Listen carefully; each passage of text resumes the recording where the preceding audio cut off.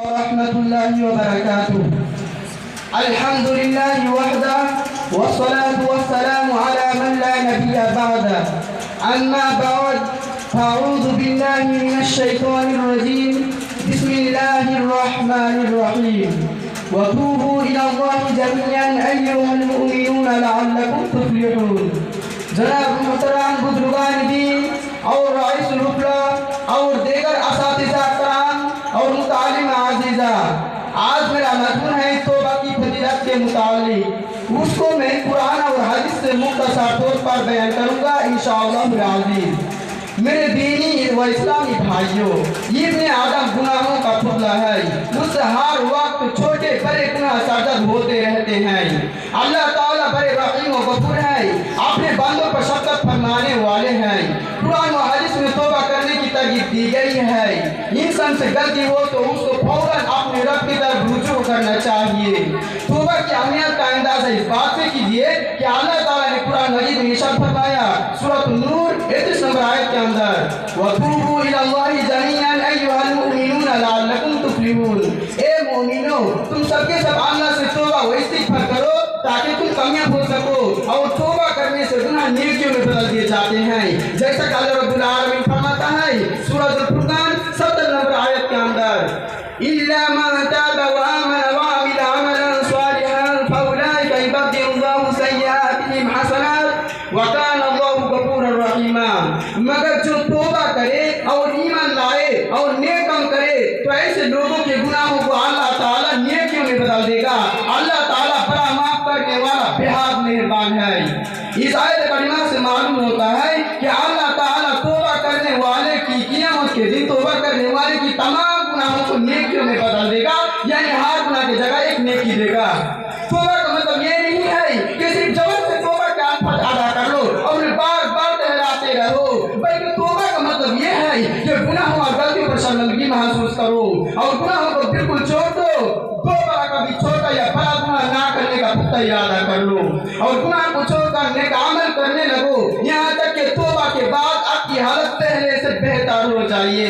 جیسے کہ اللہ رب العالمین کا حکم ہے سورۃ المائدہ 38 نمبر آیت کے اندر، فَمَن تَابَ مِن بَعْدِ ظُلْمِهِ وَأَصْلَحَ فَإِنَّ اللَّهَ يَتُوبُ عَلَيْهِ إِنَّ اللَّهَ غَفُورٌ رَحِيمٌ. جو شخص اپنے گناہ کے بعد توبہ کر لے اور اصلاح کر لے تو اللہ تعالیٰ اس کی توبہ قبول فرماتا ہے. بے شک اللہ تعالیٰ بڑا مغفرت کرنے والا بڑا مہربان ہے. اور حدیث کا ہے صحیح مسلم حدیث 802 نمبر حدیث کے اندر عبداللہ بن عمر رضی اللہ عنہ سے روایت ہے کہ رسول صلی اللہ علیہ وسلم نے ارشاد فرمایا، یا ایھا الناس توبوا الی اللہ واستغفروا فانی اتوب الیہ فی الیوم 100 مرہ. الناس توبوا الی اللہ واستغفروا فانی اتوب الیہ فی الیوم 100 مرہ. یہ لوگوں اللہ سے توبہ کرو اور بخشش طلب کرو، بے شک میں ایک دن میں 100 مرتبہ توبہ کرتا ہوں. ذرا غور کیجیے، یہ ہمارے معصوم رسول صلی اللہ علیہ وسلم ہے جن کے اگلے پچھلے تمام گناہ معاف ہے، اس کے باوجود وہ اپنے رب سے ایک دن میں 100 مرتبہ بخشش طلب کرتے ہیں. نبی صلی اللہ علیہ وسلم کا یہ مبارک عمل ہمیں توبہ میں جلدی کرنے کا یہ سب کرانے کے لیے ہے. میرے بھائیوں، جب گناہ اللہ رب العزت کے حقوق میں حق تلفی کے سبب ہو اور اس کا تعلق کسی بندے کی حق تلفی سے نہ ہو تو اس صورت میں توبہ کی 3 شرطیں ہیں. نمبر 1 گناہ سے باز آنا، نمبر 2 گناہ کرنے پر شرمسار ہونا، نمبر 3 گناہ نہ کرنے کا پکا ارادہ کرنا. اگر ان تینوں شرطوں میں سے ایک شرط بھی پوری نہ ہوئی تو توبہ صحیح نہیں ہوگی. ماجد اللہ رب العالمین فرماتا ہے سورۃ النساء 18 نمبر آیت کے اندر، وَلَيْسَ التَّوْبَةُ لِلَّذِينَ يَعْمَلُونَ السَّيِّئَاتِ حَتَّى إِذَا حَضَرَ أَحَدَهُمُ الْمَوْتُ قَالَ إِنِّي تُبْتُ الْآنَ وَلَا الَّذِينَ يَمُوتُونَ وَهُمْ كُفَّارٌ أُولَٰئِكَ أَعْتَدْنَا لَهُمْ عَذَابًا أَلِيمًا.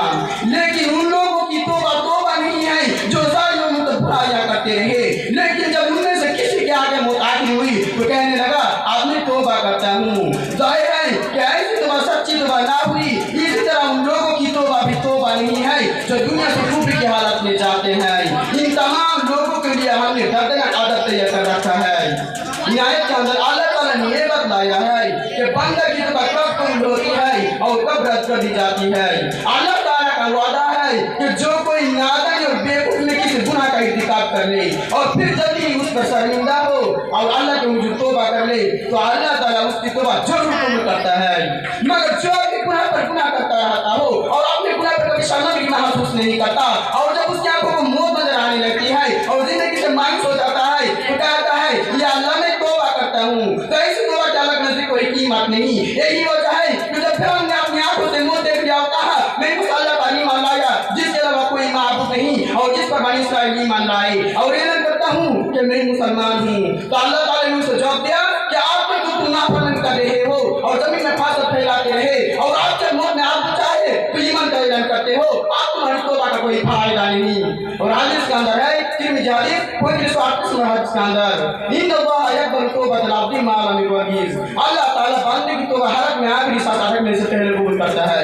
ان آیت و حدیث سے معلوم ہوتا ہے کہ اگر توبہ کرنے والا ابھی اپنی زندگی کی امید رکھتا ہے تو اس کی توبہ مقبول ہوگی, لیکن روح جب حالت میں آ کر اٹک جائے اور پھر سے وہ اپنی آنکھوں کے سامنے پائے تو اس وقت کی توبہ اللہ کے نزدیک مقبول نہیں. میں یہاں سے میرا موضوع ختم کرتا ہوں. آخر اللہ رب العالمین سے دعا ہے کہ ہم سب کو توبہ کی فضیلت کو سمجھیں اور سچی توبہ کرنے کی توفیق دے. آمین. وآخر دعوانا الحمد للہ رب العالمین. السلام علیکم ورحمۃ اللہ وبرکاتہ.